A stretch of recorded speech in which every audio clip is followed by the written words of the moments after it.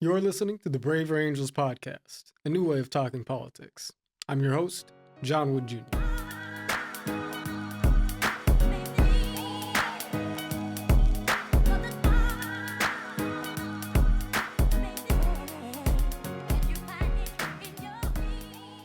Hello, folks. You're about to hear a conversation between myself and Lorenzo Murphy. And I want to share a few thoughts about this conversation before you dive in. This conversation is the second part of a three-part series exploring avenues of Black history. We did this sort of in connection with Black History Month, but for all sorts of reasons, limited bandwidth being chief among them, we're rolling them out in March, which honestly doesn't bother me very much because African American history is good year-round. And so, that part doesn't worry me too much. But in particular, Lorenzo and I are here in this conversation to provide you with a window to an important part of for many people anyway, an important part of the African American experience arising from relatively recent history. We're talking about the 80s and the early 90s in particular, when the crack cocaine epidemic was ravaging American cities. This seems like necessary history to explore because it serves as the backdrop for much of our modern racial conflicts in America. It is the starting point of mass incarceration, of course, but ultimately it is a driving factor in determining the life and experiences in many respects of that large percentage of American society, and much larger than many people realize, of African American society, which has found itself ensconced in urban and inner city poverty for multiple generations now. Some 30% of African Americans live in such neighborhoods, and some 70% of those African Americans have done so for decades and decades of their family life. And so Lorenzo's perspective is important because Lorenzo, though his perspective is somewhat of a unique one, has a story to tell through which one can surmise much of the surrounding realities that flowed outward from his own particular role in the crack cocaine epidemic. And this lens is helpful as we consider this hard history. But fittingly, I suppose, the stories that he tells are also hard stories. And for some of you, maybe hard to hear. Lorenzo is a person who has been through much in his life, who has done many things that led to pain for many people. And this, of course, he well knows and accepts. But he, like all of us, is also a product of his time and circumstances. And so I leave it to you to render your thoughts on the conversation that we proceed to have. But I was grateful and honored to be able to host a person who is a personal friend of mine and someone I'm glad to know and now to introduce to you, Mr. Lorenzo Murphy.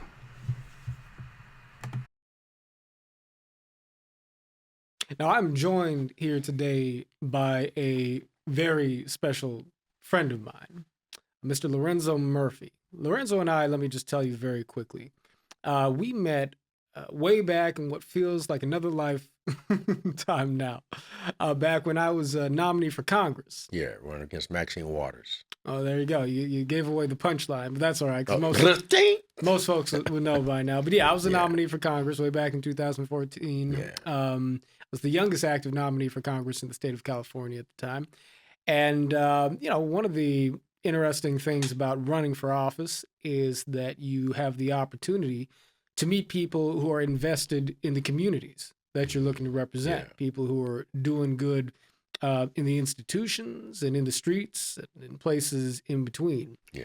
And somewhere in the course of that, I wound up meeting a man who was deeply involved in drug and alcohol abuse prevention, deeply involved in gang violence prevention, somebody who was working with people across the color line, across the party line, to build up community institutions, and somebody who just seemed to be in every other room I stepped into when it came to finding spaces where folks were actively giving back to the community. That person was you, my good friend Lorenzo Murphy, and you and I, Lorenzo, have been friends ever since then. What I didn't know upon first meeting you, but that I would learn later, is that you had a larger history and experience in the rearview mirror that once upon a time placed you at the very heart and at the very beginning of the crack cocaine trade and epidemic in the city of Los Angeles. But of course, that was something that would impact and proliferate across the country and really sort of affect the world, the United States of America, and African American history in ways that are deep and painful. Yes. But that also went into establishing the experience from which you were able to ultimately pay the benefits of the lessons that you learned forward to the community that you serve. So here, this conversation we're having is part of a few episodes that we're releasing related to Black History Month. The history of the crack cocaine epidemic is American history. It's not just African American history. Of course. But there are ways in which it's particularly relevant to the Black community. So I'm here basically, Lorenzo, to get your story for our listeners. No problem, no problem. And so I'm wondering, first of all, if there's anything else you'd like to say about yourself by way of introduction, and then we can go to sort of where your story begins. But did I miss anything important about? No, I loved everything you said. I didn't know you were speaking about me. At on the same token, what I've been through is really my past is my future. Right. There are things that I do regret, but there's things that I don't regret. There was things that was handed to me, and there was things that I took. But the bottom line is I'm here today to give back on what I took. Right.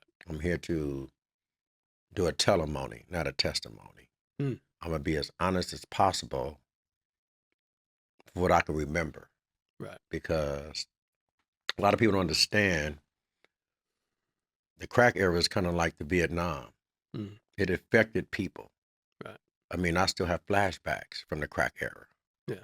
You know what I mean? If I hear a firecracker, I might duck. If I hear a car backfire, I might run. You know what I mean?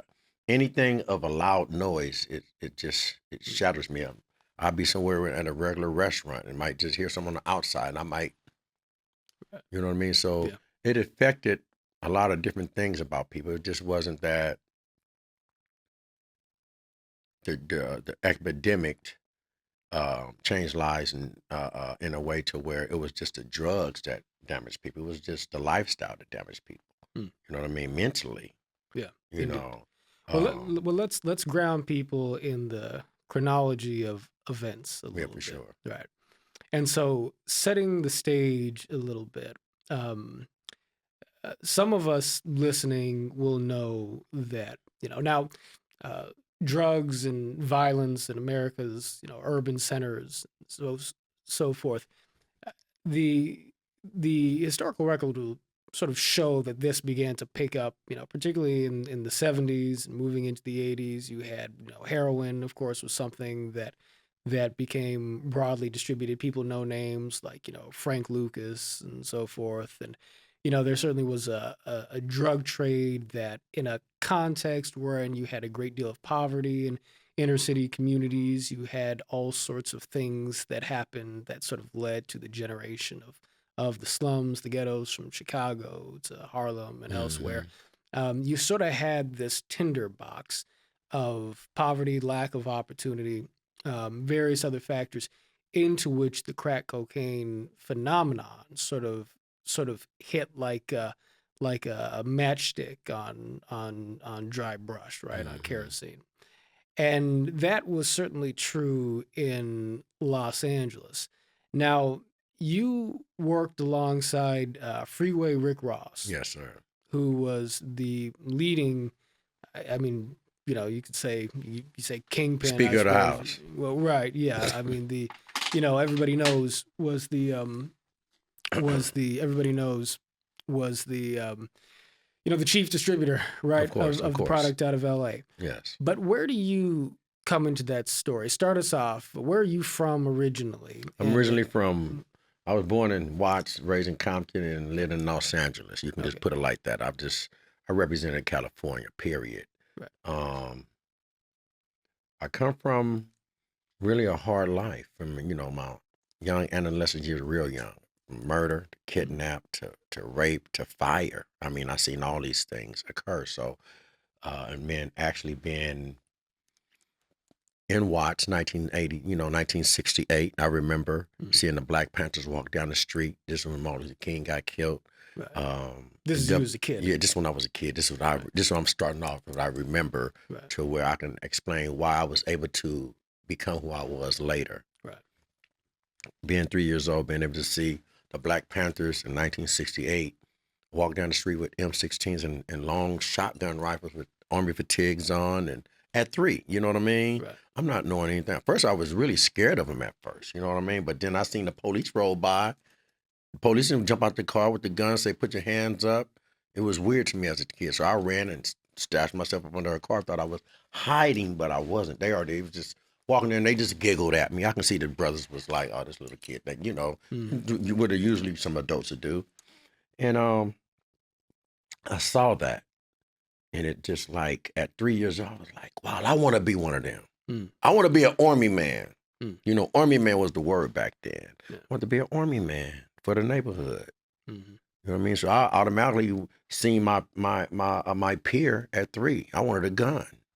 I'm like, dudes walking down the street with a gun. I want a gun too. This is you at 3 looking at the black militants, right? The black militants, not thinking they army men, right? Not knowing there was a revolution going on. Right. You know what I mean? People getting killed. When I probably watched the news, it's black and white TVs back then. So when I probably watched the news and heard the news about Martin Luther King, probably didn't mean anything to me because I probably was watching Felix the Cat. You get what I'm saying? Right. So just knowing those things at a young age and seeing those type of things, I think got me prepared for what I had coming. My mother had a family war. Right. You know what I mean? Over a Hot Wheel. My mother gets stabbed by her sister. My stepfather come back and kill my auntie. I was right there. Seeing my teacher at first grade, 6 years old, getting raped in class in front of 30 students. Man just walks into class and screws the teacher in front of 30 students. Just broad daylight. Like, just seeing things, being at Jim Jones Church, experienced that, having to escape out of there. Right. So when I had an opportunity to, thinking I was going to become a man, I had an opportunity to meet Freeway Rick Ross. He was one of my idols. He was my idol, you know what I'm saying, as a kid, because Magic Johnson was only making $1 million a year. Yeah. You know what I mean? And once Freeway Rick Ross, he making $3 million a day. Right, was on a whole other level. Yes. Right? And his star power, his celebrity at the apex of, his at this time, his influence was legendary. So take us to that moment. What were the circumstances that brought you into contact with Freeway Ricky Ross, and how much did you know about him? I take it that you. Oh, it went real deep. People don't know the real story. Well, my mother and his mother was best friends. My mother was his mother's mentor in college. Interesting. At this time, right. But my mother got very ill. I graduated Taft High School in 1983. I was an All-American blue chip football player, and I graduated Taft in 2004. Oh, by the way. Shoot, boy. That's That's wonderful, brother. We alumni. You feel what I'm saying? Yeah, it was a connection somewhere through God, too, first. So I was able to, my mother got ill. Being married 20 years, back in the days when the doctors was taking people Medi-Cal. Right. We're not doing any service for them. So my mother was one of those patients in the 70s. My mother suffered with epilepsy, a lot of sicknesses. And my father got divorced and my mother got real ill. And I needed $30,000. Right. I actually seriously needed $30,000 to save my mother's life.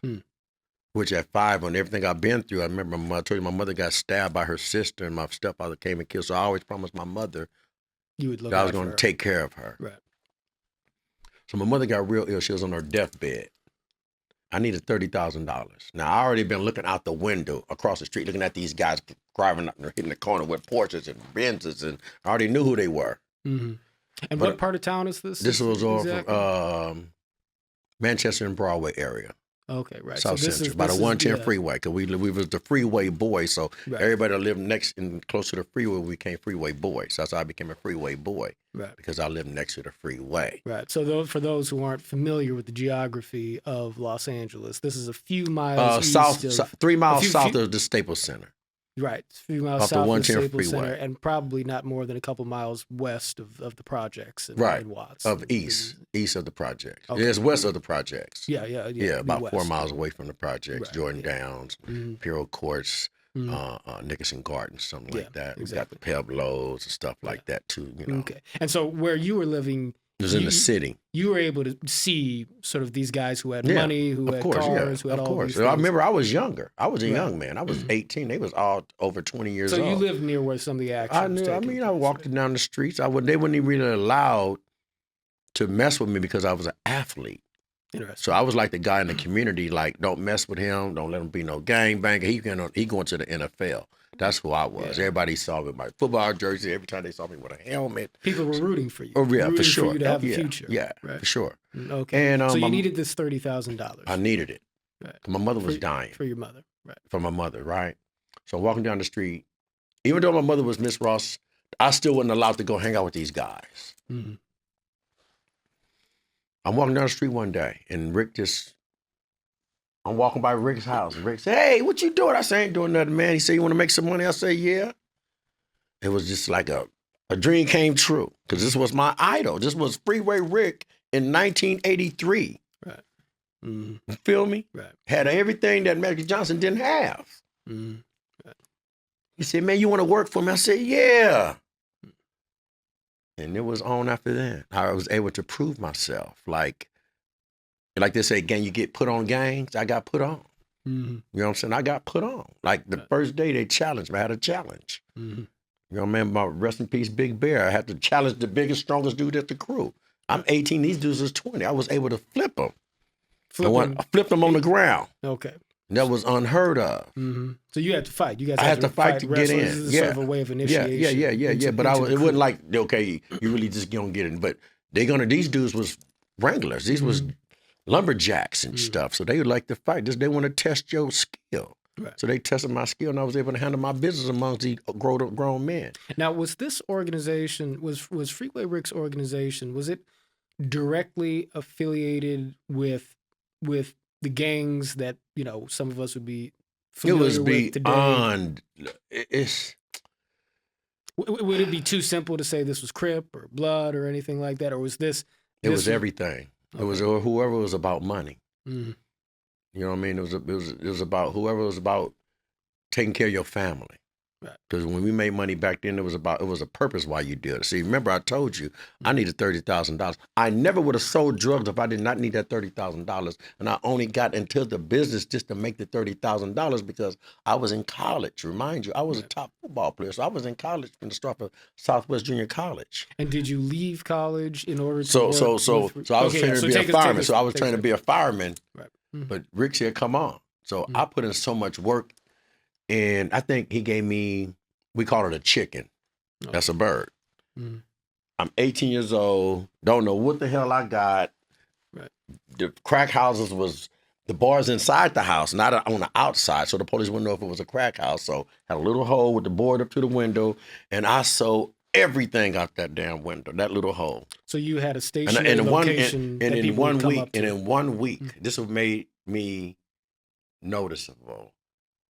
I made $100,000 off of one chicken.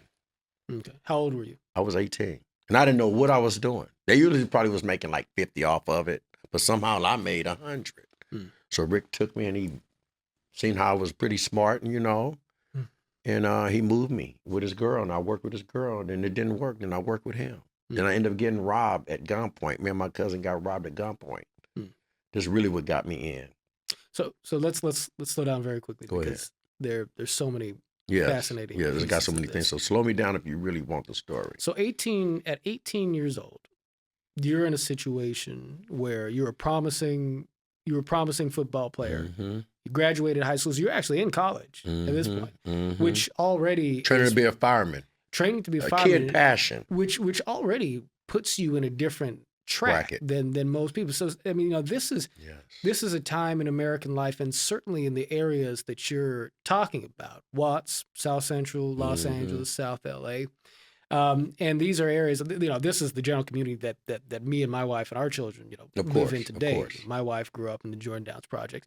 My stepfather, actually my mother's husband, used to play tennis with Rick Ross. Okay. Back in those years, and didn't even know who he was. Of course. Nobody knew who he was for 8 years. Right. Well, I guess knew who he was, at that point. But it's just to say that as big a city as LA is, and even as big as these areas are, there's also a way in which we're all very much connected. There's almost sort of a small, it'd be too much to say there's a small town feel to it, but like you and I, we met, later in life, and yet we can identify these points of connection and so forth. For sure. Because we've got these communities in common. And in these communities, you had, particularly Black folks, and Latinos too, as the years progressed, but particularly African Americans who were overwhelmingly, young Black men not going to college, high school dropout rates rising, right? No, you know what? We got to change that narrative because that's not what happened. Okay. Because we was educated gangsters. We made sure them boys went to school. Okay. We didn't have no dummies working in our dope houses. Well, so I'm referring to the broad statistics, like in the community, young folks in Watts and South LA at the time. But you're saying though that within your network, within Rick Ross's network and so forth, there's a bit of a different story. And I'm saying that you would have been before going into Rick Ross's organization on track to graduating college and having a career, whereas other folks didn't necessarily have. They weren't even going to college. I feel what you're saying. Exactly. So that's the point that I'm making. But the question I was going to ask you, and I want to circle back on all this stuff, but you made $100,000 at 18 years old. What did that feel like? Just that alone, I really didn't know what I was doing. I never seen that much money. I never had so much fun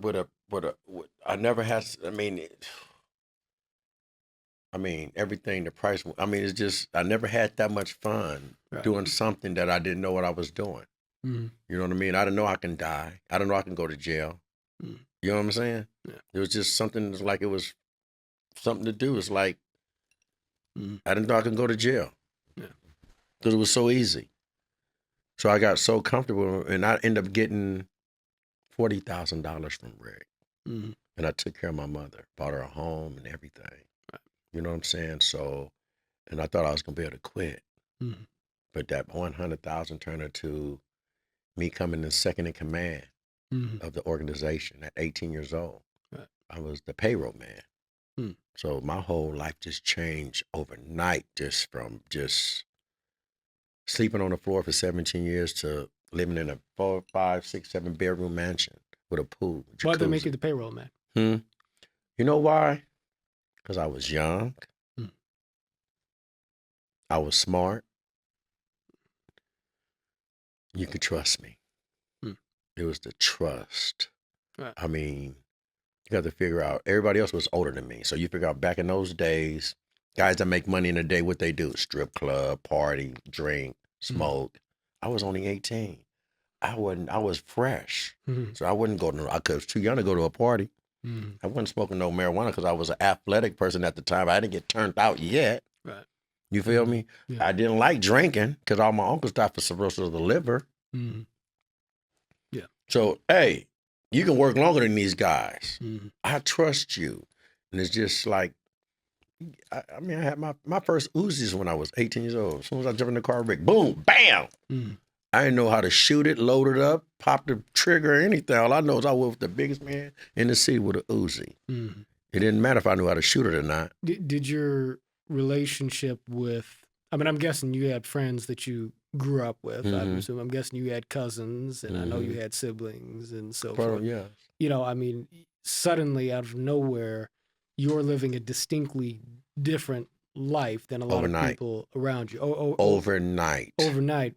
And it's funny. I mean, I've read various depictions of folks who, most of these people wound up going to jail or getting shot or what have you. Eventually, and we'll get to some of those parts of your story, as we go here. But there's this sort of mystique that attached itself to the big drug dealers, back in these days, to where in some communities you had drug dealers being the chief financial sponsors of police youth basketball leagues, paying for, leagues where cops kids We are see playing. Rick put up we were the first guys to ever have glass backboards put up. Yeah. Besides the Lakers. So that's what Rick, donated glass backboards to the park, which they still got them today. Right. And that was 40 some years ago. You understand what I'm saying? So Right. it was always a given situation. You know what I mean? It wasn't always go kill somebody, go hit somebody up. It was mostly really get back. Well, there was for many of these stories sort of this irony where on the one hand there's no denying, I think the poisonous impact that the trade had, right, on people who used it, and that's to say nothing of the violence and incarceration. Just making it was just more dangerous than anything. Right. On the other hand, just to say that, Rick and other folks in other places sort of emerged as visible community figures as well. And so now you're kind of stepping up into that role. So tell us, how people changed around you, sort of like, people, the power, the power I end up having. I talk about it on how, you gotta understand the safe. We had safe about this big, about this large, $10,000 stacks. And the safe was in my birthday, 7565. That's the name of my book, 7565. The combination to the safe, where all the money was at, was in my birthday. You know what I'm saying? And it's just, I can't explain, because it's like these rappers nowadays. I listen to the rappers. I'm not hating on the rappers, but it's like you rap for your money. Yeah, it's great. I love it. I mean, I'm gonna buy your album. But did you really hustle for that money? Did you take penitentiary chances for that money? You understand? Did you really take penitentiary chances to get those millions? Did you touch the dope, touch the money, to talk to the customers, having to shoot a couple of people here and there? I'm just saying, hypothetically speaking. Yeah. Well, part of the irony of that is that so much of the rap and hip hop genre was people, more often than not, I think, sort of fictitiously representing themselves as living a lifestyle and glamorizing a lifestyle that you and some others actually lived, right? Yes. And of course that's literally true in the case of Rick Ross and the rapper. Yeah, of course. Rick, yes, he was a correctional officer. Rick Ross, yeah. For those, and he's younger than us, so how was he even in the game? Well, for those listening to us right now, I'm not hating on him. Hey, this Rick man Ross got to get their money. Rick Ross is a big time rapper who took his rap name from, your boss back in these years, Freeway Rick Ross, and sort of launched a career kind of, putting himself sort of as this figure who's inspired by this real individual from our community. So let's go forward in the story though. So you're experiencing the power, the intoxication. The power of so it. I so thought I forth. was God. Yeah. I'm not gonna lie. It was at times because it was just, because people grasp the money. If they know you got it, it's just, you have unbelievable friends. Nobody's gonna turn you down. You can buy anything. You can get killed for it. Exactly. At what point do you start to understand that fact? What I understood that point was when they caught me with 8 guns in my house. Okay. Because I knew if We were somebody, referring to the police? yeah, no, police and anybody. Because we dealt with the dirty cops. The dirty cops went down with us. That's what make us so famous, is because we was warring with the police department when we was drug dealers. The drug dealers ended up turning to the police ended up turning to drug dealers with us. So when we got convicted, they got convicted. When we went to court, they went to court. The prisons we went to, they couldn't go to. The prison they went to, we couldn't go to. So it was a big like a prisoner of war type of situation for me. Let's see if we can establish the chronology here. What year would it have been, if you recall, when you first were initiated into Rick Ross's organization? Beginning of 1984. Right, which is really when the crack That's cocaine it. epidemic That's sort when of hip took hop off. and crack was in the same line of it. People trying to save them from the crack, joining and becoming rappers, and people in Georgia trying to get rappers to become drug dealers. It was at the same energy. We started the same race. Right. This is the era of, the spark of hip hop going into Ronald Reagan's second administration. You had options in '84. Wall the Street, Olympics. Wall Street was booming. The Olympics was as soon as the Olympics was over. That's when the drugs was dropped. Yeah, interesting. Right. What? Let's take a quick detour to that. Where were the drugs coming from? You want to be honest? Remember, I'm the one that was waiting for the man along with. We used to get stuff to say USA on it. I ain't gonna, man. You know what I'm saying? What does that mean exactly? Every package has a certain name from a certain family. Just family, just like you go to Zodi's, or I was telling you, I said Zodi's. Lord have mercy, way back. If you go to Target and you want a brand of Pampers, and each brand have a different brand. Each cocaine have a brand of a family. Okay. You're saying that you received packages that were mailed from... Not mailed, delivered, with USA on it. Delivered, okay. But I also used to get stuff from the same guy that snitched from Blandon with their cartel name on it. So everything that came in had a name on it, a tag, because everybody wanted to make sure that you knew who you got it from. Interesting. The sources of the cocaine were domestic or international? International. Right. And so international. It come from America. Right. But it's other things I'm not going to even speak about because it's so deep. But I know exactly where it came from America. You know what I'm saying? I know where it came from America. I already know exactly where it came from. People will talk about Nicaragua, the cocaine that came into the United States and Latin America. I mean, Los Angeles in particular. That was blood money, man. From the, you had the conflict between the Contras and the Sandinistas, rebels resisting a socialist regime and financing their operations through drug sales in the United States. And of course, there's this larger sort of, commentary and understanding people have of the CIA sort of turning a blind eye to some of these, the activities that you were. I was right there, right, and it's kind of like on the receiving end of. It's kind of like just to round out the point that the CIA turned something of a blind eye to the domestic distribution of drug sales in the United States, so as to allow for the continued financing of anti-socialist, anti-communist activity in Latin America. And of course, this winds up tying into the Iran-Contra sort of, controversy that engulfed the Reagan administration for a certain period of time. This combination of historical factors, and people can, debate about the particularities of it, is a big part of what has sort of seeped into the consciousness, certainly of many African Americans, but many others, but certainly many folks in inner city communities, is sort of delegitimizing the moral authority, if you will, of, much of the United States government and intelligence services and so forth, in terms of believing that these institutions have any sort of compassion for African Americans in inner city communities. So they've been doing it for years. You don't have to dig in deep on that, but if there's anything you want to say on that. Well, front, that is just more of I was really hurt because me being a black man in America, it's like we already been through a lot of stuff. A lot of people from other nationalities been through a lot of stuff. But me as an individual going through these type of things and still being able to be here, have intellect, and still be able to work and think right, and have still, you know what I mean? It's amazing to me because I know a lot of people that didn't make it. You know what I mean? Or messed up in the head.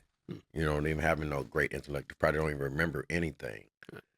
and it just it kind of like just really hurts me that America is still doing things to us, to people. You know, it's like, who is it up high that actually saying we don't care for people? I mean, it's got to come a time of day where somebody got to have a heart somewhere in the White House or the Black House, wherever you want to call it. You know what I mean? It's just not fair that that much evil over money, because what I found out, the reason why I want to give back is because I realized that all that billions of dollars, that the $1 billion that we made, the $900 million that we made, was straight up blood money. It was to the point to where my son has a friend from Panama. This how serious America jeopardized the black community, a guy like me. Now, this was years ago, right?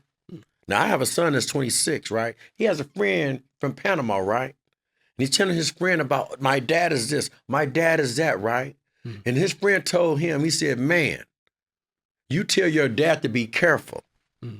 Because there's some people from Panama that's mad at the black man in America for making that money for America, that went and killed and destroyed all them countries, them towns, people's mothers, kids. Man, that money killed so many people. Destroyed countries, destroyed towns and stuff. And there was an individual that told my son, just not too long ago, if my friend would meet your father, he'd kill him right there on the spot. Right.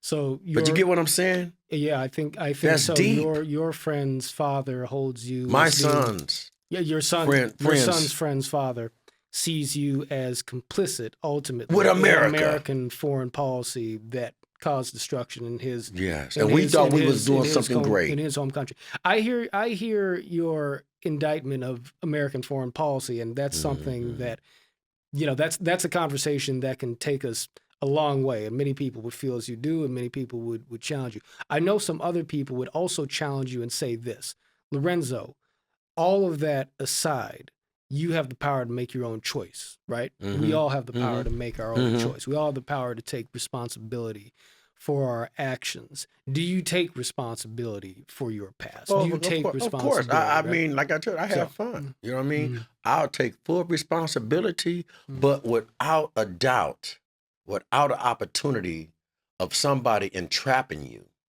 creating something of a crime for you to commit, for you to go do some time. Let's continue through the story, because I want to make sure we get to we get to all of the chapters of your story here. So 1984, you initiate with Rick Ross's organization. You make $100,000 in a week. In a week, you pay for your mother's medical treatment, for your mother's health care, in a week, right? Saving her life and then buying her a home. But I remember, I did not sell drugs because I want to be a drug dealer. Understood. This is the catch. I want everybody, when you hear me tell the story. Understood. Because some people do stuff because they had to. Right. But you did fall in love with the life, right? Of course. Because as you said, the power of the wealth is intoxicating. As time goes along, 1984, at some point you start experiencing the fact that this is a dangerous occupation. What were some of the things that have, you mentioned people catching you with guns in your home. You mentioned in passing interactions with corrupt law enforcement. I'm guessing that were there gang members? Were there other dealers? There's gangs everywhere. That's how we made it happen. Who were gunning for you, or who were sort of a threat potentially? No, the street people was no threat. Street people was not. We didn't worry about the streets. We was worrying about the police. We got our guns for the police. Understood. You know what I mean? Every high power weapon we had was for the police department. Right. Because they had same thing, setting us up with drugs, taking our money, trying to screwing our women, slapping our grandmamas, kicking our grandmamas. You understand? They was ruthless cops. Ruthless.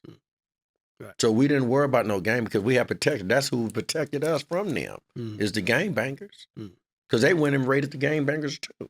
I mean, it was just gang members. It was everybody a part of this stuff, as far as the community. Here's a question. At any point in this story and your career with Rick and with the Freeway Boys, at any point did it start to dawn on you, to whatever degree, as to the impact that the substance itself was having on people? You know, I was listening to Freeway Rick talking to Mike Tyson, you know, the other day, and part of what he was saying was that, at least, you know, early on, cocaine, and, you know, this was a period of time where cocaine was sort of ubiquitous in America. And for many people, you know, cocaine was a social drug and so forth. I Cocaine remember was that, just on the popular. weekend. But Right. only certain people can do it because you could not afford it. Right. Pure powder cocaine was a very expensive substance. And so that's what it was. You know, Wall Street folks, you know, people with money, you know, that's who really had it, though, people on Wall Street. I have a buddy that was on Wall Street. Crack cocaine, if I understand correctly, of course. United States created that name. We didn't call it crack. What did you call it back then? We called it rock. Rock cocaine. Hard. Right. When they caught Freeway Rick, they caught me, they caught my other homie, I don't never mention his name because I respect him. Okay. They was looking for 3 people. They were looking for me, my other homie, and they were looking for Rick in Cincinnati. Right. They caught me at the Freeway Motor Inn in Los Angeles in 1989. Right. They caught my homeboy maybe a month later. Now they still looking for Rick. Right. Soon as they catch Rick, that's when United States and Bush and Nancy Reagan them all came up. As soon as they caught Rick, right, they made a war on drugs, say no to dope, all this. As soon as they caught their number one man. And you're saying that that's when the name crack cocaine? They said crack. I see. Interesting. We didn't say crack. Okay. They blew our mind when they said crack. What the fuck is crack? Why did they call it crack? Because they said that because they the one made it. Okay. They gave it. Come on now. But I'm saying there must have been a rationale behind the word. We didn't know the name of it. Explain for people listening, though. We didn't know the name of it. Just for anybody who, you know, at this point, this is something that's pretty well understood, but just for the sake of being thorough, what is the difference between powder cocaine and rock cocaine / crack cocaine? Why is it that powder cocaine was more accessible in wealthier communities? I'm gonna break it down to the narrative to where nobody really looked at what happened. Okay. I saw what happened. Okay. We live above our means. We weren't supposed to make all that money like that. We were supposed to make a little money and turn to drug addicts. But when crack came out, instead of having 1 bird, you got 5 birds on 1 bird. What is a bird? A chicken, a key of cocaine. Got it. I'm just trying to respect the game, respect my It was called a chicken and a bird. Okay. Right? We'll be able to take 1 chicken and make 5 or make 4. So instead of you selling that 1 you had that you just cooked up and sell it for 30, now you have 4. Now you can sell each of them for 20. Right. So we was living above our means. So if the Colombian came and brought us 100, remember we made 400 extra, 300 extra. Right. So we was able to pay him back his 100 times he gave us, and now we got 3. Now we buying 3 more hundred from him, so we were getting 400, right? Right. So rock cocaine does not require as much of the pure cocaine substance to be able to make. It's B12. You got to use B12. See, people don't know B12 is procaine. The vitamin B12 is procaine. And that's what makes the crack, because it takes the flavor from the cocaine. Well, and the bottom line reality that I'm trying to establish is that rock cocaine was something that you're able to basically produce more of for cheaper. Right. Correct? Right. And therefore it was financially... But you'll make more money. You make more money, and poor people would be able to buy it, to be able to... A rich man can get... A poor man can get rich off of crack. Right. Well, right. And which is, demonstrated in the stories that we're telling here. And yet at the same time, is it the case that rock cocaine also, at least for some users, is more addictive than... It was more addictive because of the B12. Right. And so this gets back to the question I was asking. At any point in your career, did you look at what was happening in the community? The increasing usage, addiction, children being born in I terrible condition as a result of So their you mothers asked me, did using. I see the growth? Yeah, I seen it because of the drugs we was getting rid of every day. right. Getting rid of 400 keys a day. Exactly. You know how much crack that is? Well, so did it ever hit you in a way to say, like, because obviously, you're doing for your family, you're doing for other people, in the community, you're doing for people in your network and so forth. I mean, I hear what you were saying earlier about how, there's an element of this where you guys felt that you're giving back. And indeed, Rick Ross, if I remember, he was a very generous individual. Yeah, he said a lot of lies. And so, many people in the community still love Rick to this day. And yet, but I'm asking about the other side of that coin. Was there ever a moment in the rush of everything where you stopped and thought to yourself, like, the shit we're selling, this may also be hurting people in a serious way? Or was it just too much of the intoxication? It was a substance lifestyle that when you're dealing with something that is bad, right? Mm-hmm. And people like that bad, right? It's good. Mm-hmm. It's good. Yeah. You feel me? Yeah. If something I got bad, but if millions and millions of people coming to buy it, it ain't bad. Mm-hmm. Not in that one time zone. You got people that be over there say, "Oh, I ain't going over there." Oh, no. But you got people that, "Oh yeah, let's go over there, buddy." Mm. So some people want the negative inside, want the inner negative energy. Sounds like you were receiving validation. Yeah, it's okay. For what you were doing. Look, man, I just made $250,000. Mm-hmm. Right. What more validation do I need at that time? Right. Who else gonna give me $250,000? Right. Yeah. Like right now, it's to the point to where I turned down an NFL. Mm-hmm. You had the opportunity. I had an opportunity to play professional football, and I choose drug dealing because they was only paying $5,000 a month in the Scab League in 1987. Because you got to understand, we invested in a semi-pro football team, the Freeway Hurricanes, which was a real professional semi-pro football team. Where guess who we played against on Sunday? Who's that? The police. Oh yeah. Well. Every Sunday, every city we went to, we played against the cops because every football team has who on their team for every city, police and fire department. So we went to San Jose, San Diego, everywhere we went, the dirty cops will follow us. We have to have fights. We have fights and shootouts at the football game against the police on the football field. Now here's another. I'm saying that's how heated this was. Understood. And as we've sort of mentioned as we've gone through the conversation here, the relationship between law enforcement, police officers, and folks like yourself, not just in Los Angeles, but again in Detroit and Chicago and New York, big cities across America, was oftentimes anything but straightforward. I mean, if you go back even to the heroin era in the 70s, American Gangster, the Frank Lucas story, you see where, a third of the NYPD or some extraordinary percentage ultimately gets locked away because that many people were on the take, even in those years. Yeah, and that was on a lower level than what ultimately you and Rick and others would be engaged in the 80s. But another wrinkle on this, were you said that the gangs were not coming for you and Rick, and that really, it sounds to me like a big part of the success of the Freeway Boys was your ability to work with connect people. With everybody. Right. Nevertheless, the gangs were at it with each other in Los Angeles. It was really, but not really, correct? not really back in them days because it was so much money. I mean, there was times where we had a round table where every gang leader was right there. And we talked about nothing but money. So you had your individuals hating on each other. It wasn't really. It was gang banging, but they was on the other side.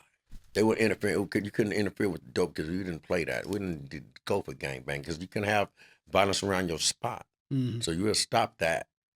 Gang banging only happened in gang banging. Well, it was dope. You're gonna be a dope. Well, here's the question. Or you gonna be a gang banger.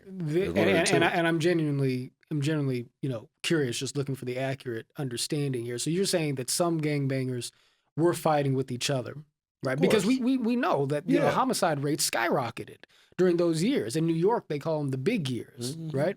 teen homicide rates expanded, if I understand correctly, by a multiple of 10 from like 1984 to 1994 across the country, right? But particularly, in communities like this.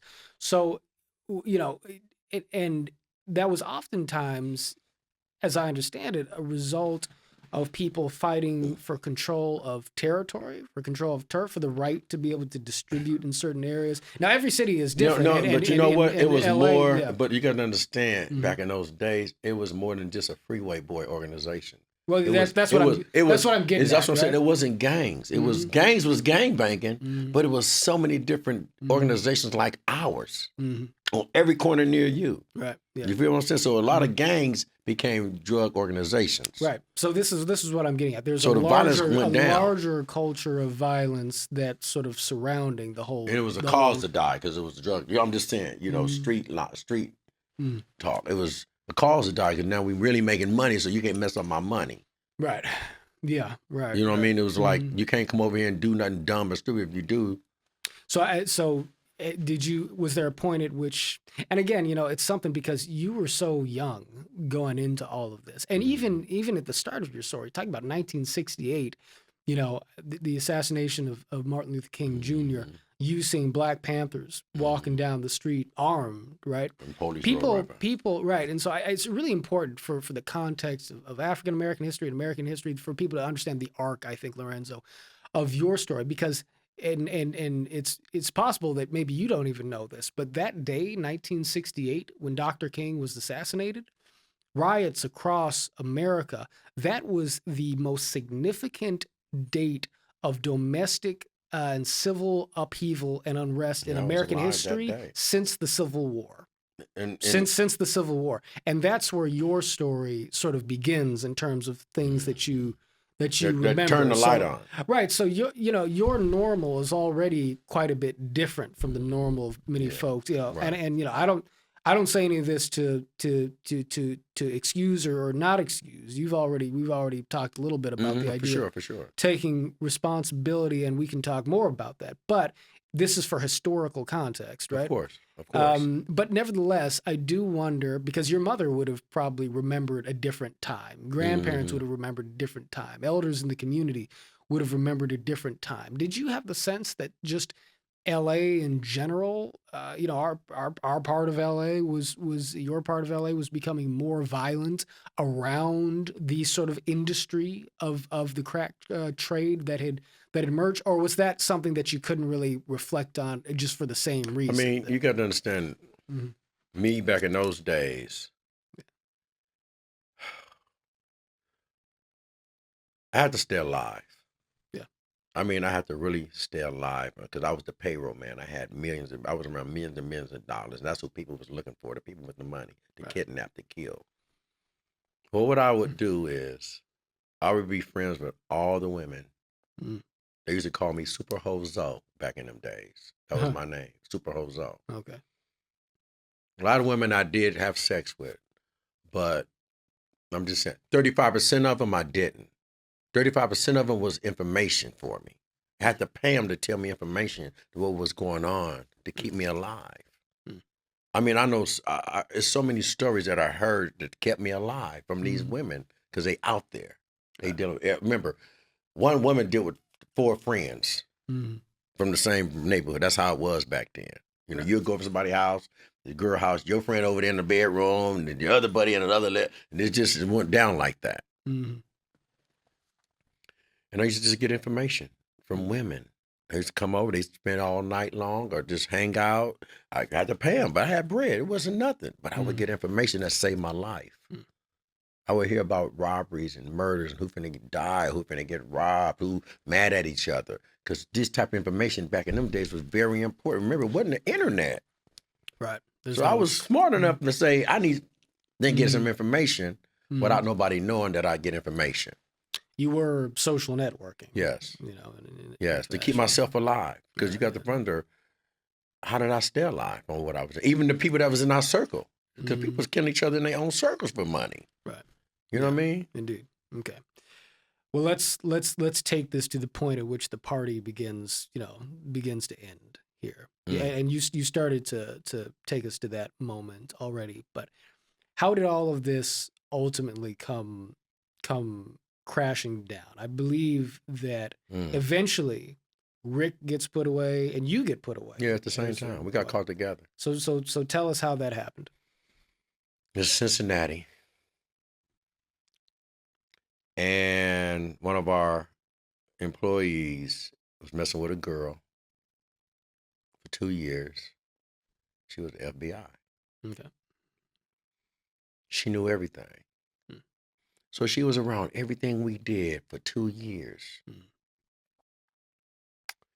One day, we was coming back from Cincinnati, and they arrested all of us in different towns at the same time. Right. And took us all to jail. Investigated us, got all the information. Even told us about ourselves. I'm talking about car license plates, addresses we had, everything. I mean, this was a dude that just popped up out of nowhere. No, the police let us go, and when we walked down the street, a guy just pulls up out of nowhere and says, "Hey, man, I want to talk to y'all." Dude had all our license plates. He had all our addresses. He knew everything. He said, "Man, I'm a scanner. I got a scanner. I've been following y'all on the scanner. I've been trying to catch up with y'all." I said, "I got more information for y'all. Come bring me $30,000 a month, and I'm going to give y'all some more information." He said, "But it's a girl snitching on y'all." Like, damn. Okay. And so this situation is connected to the fact that ultimately there was somebody an FBI agent who had embedded basically. They put 23 Jump Street on. 23 Jump Street caught us. Okay. It was special agents that caught us. And you were in Cincinnati? No, they came and got me a year later in L.A. Okay. So take us through the sequence of arrests then. So Rick Ross is arrested. No. We left Cincinnati. Okay. Because we already knew it was hot. We left. Because it was Lear jets following us. I ain't never had no Lear jet follow me. I'm like, shit, they spending some money on me. So they had Lear jets following us. Not helicopters. Lear jets. In the city. Right. I'm like, man, I got to get the hell up out of here. Go to L.A., be in L.A. for a whole year, just like retire from the drug business. Everybody I'm kicking out the motel we own. So you actually left Cincinnati. At this point. Because you recognize the fact that, we went and got it was all in the case. I can speak about it. We went and got the chicken, and then I came back to Cincinnati with it. We broke it down. You know what I'm saying? Made our $100,000 off of it. But what I messed up at, I cut the package up. After you cut it up. You kind of get the cards and you put everything. I put everything in a bag. And I threw it in the trash dumpster. And that's what they got me on. Okay. A key wrapper. Just the wrapper. No drugs. It was all caught up in everything. And they came and after I threw it in a trash dumpster, they went in behind us and got it at the trash dumpster and came and got me a year later. Okay. For that. Okay. And that's when they had the indictments out. And that's when they was looking for us. And so you said that you had already left. I was already gone. I thought I was gone from Cincinnati for a whole year. Gone, done, retired, living my life. And so what made you leave? Did you feel that the FBI was on us? They was on us. They was on us. The walls, the devil's advocate didn't throw down the wall, bro. Right. So it was over. People was getting murdered. Everybody was getting busted. Everything that was supposed to go wrong, like Murphy's Law, anything that could go wrong will go wrong. I mean, everything from across America. Right. And then what happened was, it was over 100 people that was going to testify against us from all over the country. Right. You know what I mean? And so this is a moment where, in the country broadly speaking, you have legal responses to this trade, sentencing standards for crack cocaine, possession and use versus powder cocaine, or rock cocaine versus powder cocaine is 100-1. You have massive surging in police forces, police budgets, right? And you have the attention of the nation squarely fixed on this problem, right? And Nancy Reagan, the DARE campaign, just say no. And that was the most unique thing. They put it out there, but they also was prepared to come shut it down. Say that again.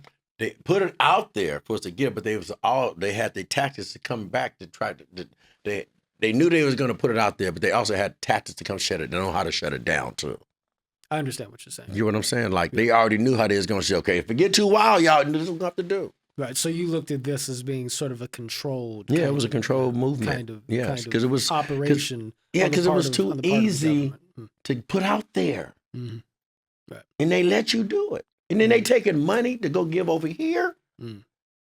We have permission to do everything. Like I told my friends, I say we wasn't rich; they just gave it to us to be rich. And again, you do have, and this one thing I think I would probably say for the benefits of folks listening is that at least on the level of local law enforcement's interaction with, I mean, I'm sure we could get police officers in here to sort of corroborate. Oh yeah, for sure. What you're saying here? I know a couple of them. Yeah, I mean, this isn't secret history exactly, and in the future it will be. As a matter of fact, I'd be interested in sitting you down with some friends of mine from the LAPD and so forth to talk about this history. But I think that what you're saying, I have an FBI agent that'll come talk to you. I mean, there are larger conversations to be had about the role of the federal government, the CIA. We alluded to sort of those themes and so forth. But on the level of the LAPD and so forth, and you said someone from the CIA, but on the level of the LAPD, I think that what you're saying is fairly uncontroversial, really. But we're going to have more conversations, I'm hoping, Lorenzo, you and I, as we go here. But I want to make sure we get the full circuit of your story. So you stepped away from the business for an entire year before you were picked up. Mm-hmm. What happened after they picked you up? That was it. There wasn't no bail. Mm-hmm. They got me. We didn't have no bail, so it wasn't getting out of jail. You were convicted. Yeah, I was facing 65 years because I had 4 counts. Right. You know what I'm saying? And by facing 65 years, it was up to the judge. He could have gave you anything from 5 years to 65 if he wanted to. Mm-hmm. And yet you're here talking to me now. Right. So what happened that allowed you to escape that larger sentence? I pled guilty to a lesser charge. I went on and took the kilo. Okay. I went on and took that 1 key, and it wasn't nothing but 8 years, 5 years. Mm-hmm. You know what I'm saying? But I went on and just took my responsibilities. Me and my comrades was in the cell, and we justified each other's charge with each other. We talked in a circle, and we cried like hoes in there. No, we wasn't going to get out, but we cried like men, but we accepted and respected each other's. Like, look, man, I'm going to take these 8 years. Hey, man, I'm going to take these 15. Look, if we ain't snitching, all right, brother, I love you. I love you too. Let's do this, homie. That's what it was like. It was like, we got to accept what we done. It's like I say, you asked, we accepted it. Mm-hmm. I mean, we wasn't up in there trying to be some hardcore gangsters. Right. I wasn't finna go do no 50,000 years when they didn't catch me with nothing. I ain't telling nobody. Right. You know what I'm saying? Right. But and Rick Ross avoided a longer sentence as well. He had a somewhat different situation. Because that's the time when the dirty cops were dirty cops. And when we got indicted, they got indicted at the same time. Are you saying...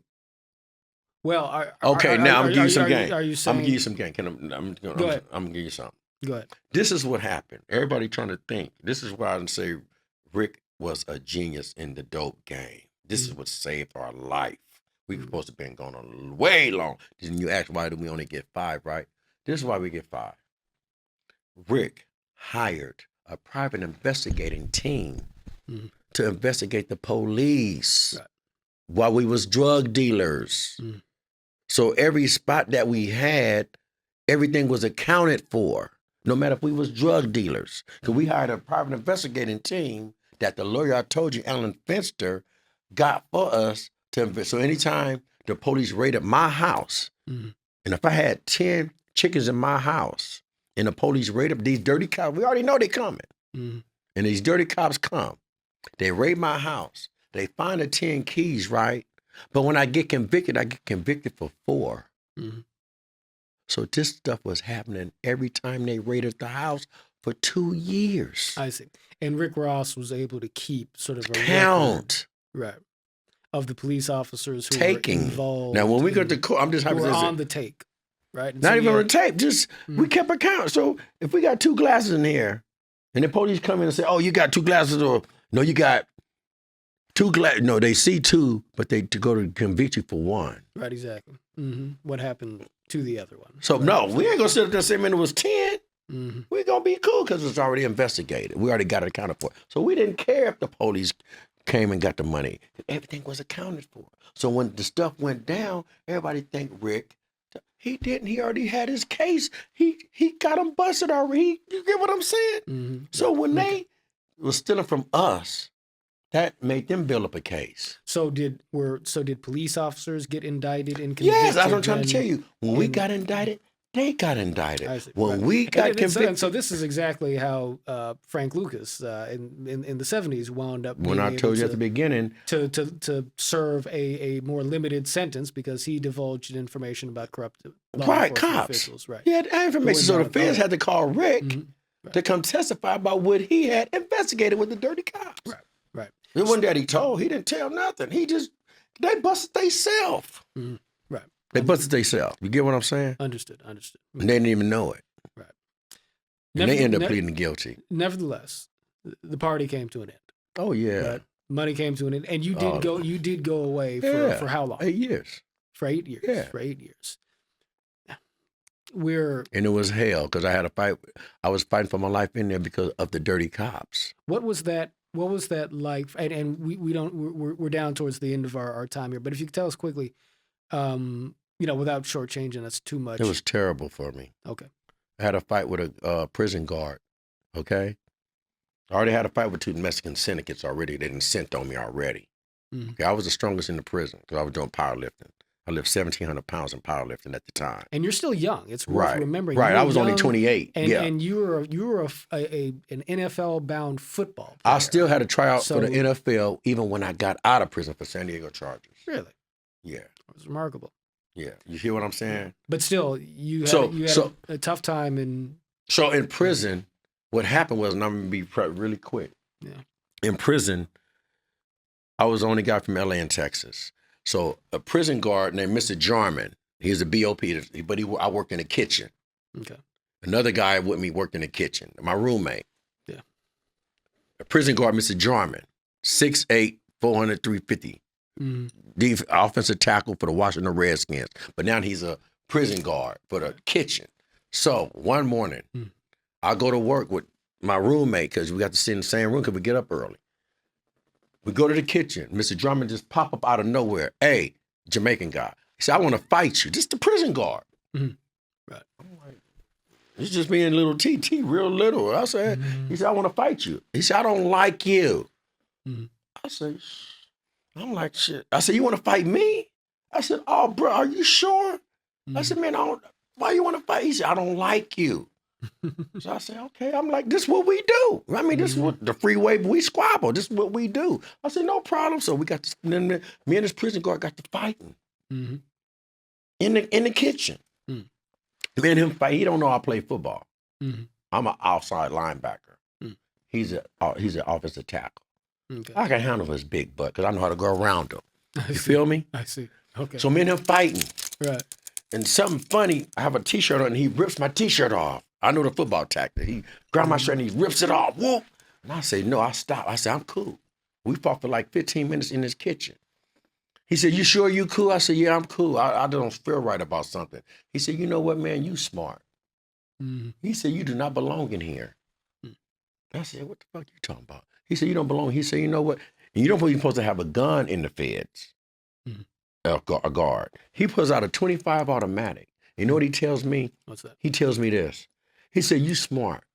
He said, because we thought you was going to grab for a knife because you work in the kitchen and we read your jacket. I said, why would I grab a knife? You said you want to fight. So they put a hit on me in prison and thought since I worked in the kitchen, I was going to grab for a knife because they read my notorious gangster jacket. Right. When you were in prison and when you were experiencing things like this, was there time to reflect on the events that put you there and the choices that put you there, for that matter? At that time, I couldn't reflect on it. I was just going through that at the time because everything happened so fast in there. You know what I mean? I don't have no freedom. So any opportunity I had to release, it's fight or flight. Even right? There. Maybe okay. If that was an inmate, I can't go tell the police. Right. Then it was the police. I can't go tell the police. Right. So I was between a rock and a molehill. What I'm gonna do? Cheese up in front of this prisoner against the police? Got an opportunity that all prisoners want. This was the prisoner's dream. This is the fight against the police. Fair and square. Right. But what happened was I fought a lawsuit the next day. The warden came to me. Now, when you're out of state, it's hard to get to California. Right. But being that I was smart enough to say, look, I'm finna file a lawsuit, the warden called me down to her office and said, okay, I heard about what happened because the dude, my roommate, wouldn't run his mouth. She said, well, okay, what happened? I know what happened. I said, look, your guards be tripping. I said, I need to just file a lawsuit. She said, no, just check it out. This is what I'm gonna do for you. Now, it's hard to get to California when people that hear when me speak, when you're out of state and you're in the feds, it's hard to get to California. She gave me a deal. She said, look, if you drop the case, I'll send you to California. I was in a level 3. They let me put on regular clothes, let me fly out, and it took me 3 days to get back to the next prison. They sent me to a camp from a level 3 to a place that had a swimming pool, Pac-Man, Centipede, and I worked on the base. Really? That was the deal. And I flew all the way from Texas by myself with regular clothes on and turned myself into prison. And ever since then, it's just was lovely from that. So even in prison, you were able to find a way through savvy and survival to better your lot while you were in. And then ultimately came out. Tell us in our closing, couple of minutes here, what was it like transforming yourself on the other side of this whole experience? And how did you find yourself seeking to give back to the community that had, in some sense lifted you up, that you had also perhaps taken from, but that you had had this deep I have an interesting history story. I'm going to give a little credit to the prison system. Yeah. Me. I don't know if I'll be the first black man to ever do this, but I'm just going to keep it real. Yeah. They gave me an opportunity to give back while I was in prison. They let 6 inmates go out into the community for 2 weeks to help an old 90-year-old Caucasian man that gave up on life. Interesting. Owned a house. He had a swimming pool. His backyard looked like a jungle. He gave up. Swimming pool was full of dirt. House, you talking about a hoarder? Yeah. He was a hoarder. So they let us go over there for 2 weeks. And we cleaned out this man's whole house, painted it, reconstructed it, and took all the little bushes and dirt out the swimming pool, filled the pool up with water, just fixed his whole house. Interesting. You know what I'm saying? Prisoners, us, which I never did this before anybody before. And they let us go to this big church in Anaheim, and there was thousands of people, and they introduced us as inmates, because it was families that adopted us, let us stay at their house. Yeah.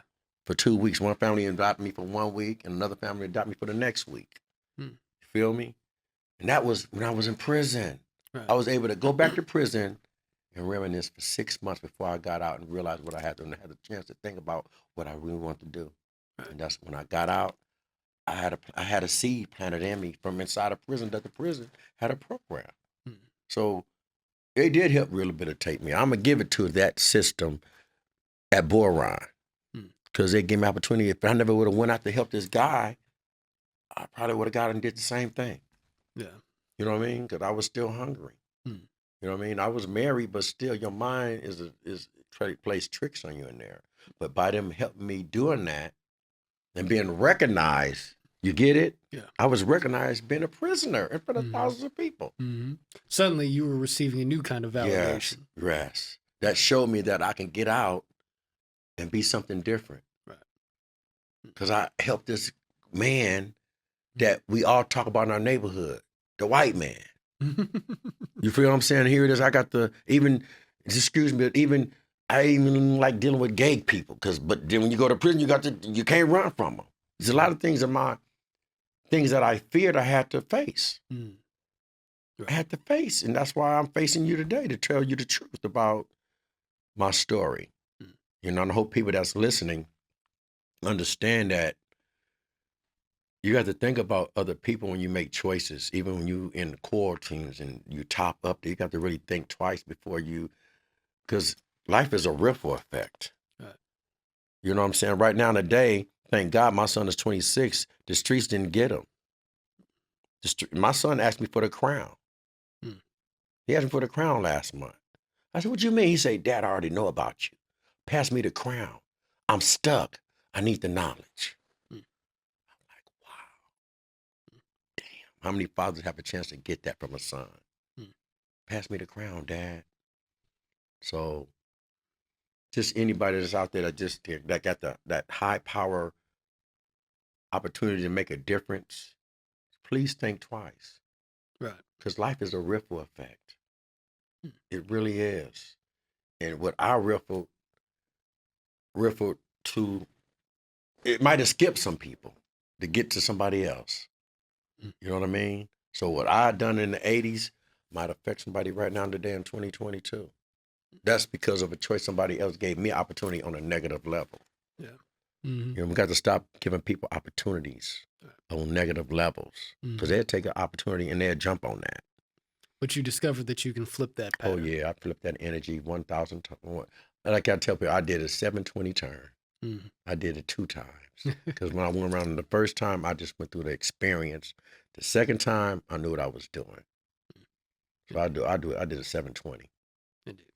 Lorenzo Murphy, thank you, my friend, for being a guest on the Braver Angels podcast, and I hope our community gets the chance to hear from you in the future. I know that you're a friend of our organization, and yours is a story worth telling and worth understanding, I believe.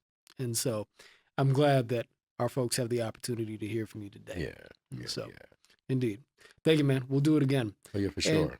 And for those of you watching, those of you listening, if you are interested, if you see the value, if you see the power in the project of sharing the stories of our fellow Americans so we can understand one another better, so we can trust each other and work together to rehabilitate this democracy, then join us. Our work takes us across party, it takes us across community, it takes us across race and color lines. We are in this work together because we believe in an American future that lifts up all of our people. And so if you yourself believe in the power of this work, join us as a member, braverangels.org. Like, share, and subscribe to this podcast. As ever, we are building a house united. Until next time.